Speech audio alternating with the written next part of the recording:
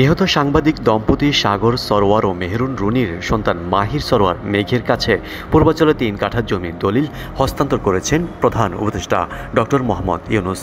বৃহস্পতিবার বিকেলে রাষ্ট্রীয় অতিথি ভবন যমুনায় মাহির সরোয়ার মেঘের হাতে এই দলিল হস্তান্তর করেন প্রধান উপদেষ্টা। সাংবাদিক সাগর সরোয়ার এই প্লটটি ২০০৪ সালে আবেদন করে ২০০৫ সালে বরাদ্দ পান।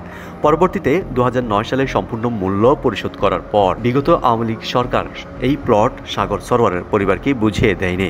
উত্তরাধিকার সূত্রে এই প্লটের বর্তমান মালিক সাগর সরোয়ারের মা সালেহা মনির এবং মাহির সরোয়ার মেঘ।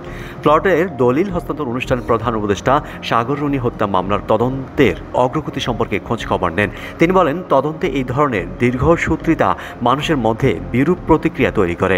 আইনি ব্যবস্থা সম্পর্কে মানুষ হতাশ হয়ে পড়ে। সংশ্লিষ্ট কর্তৃপক্ষকে আলোচিত এই হত্যা মামলায় দ্রুত তদন্ত শেষ করার নির্দেশ দেন তিনি। বৈঠকে উপস্থিত গৃহায়ন ও গণপূর্ত উপদেষ্টা আদিলুর রহমান খান বলেন, তদন্তের দীর্ঘসূত্রিতার সুযোগ বহু আলামত নষ্ট করে ফেলা হয়েছে বলে জানতে বর্তমান তদন্তকারী সংস্থা police bureau of investigation PBI.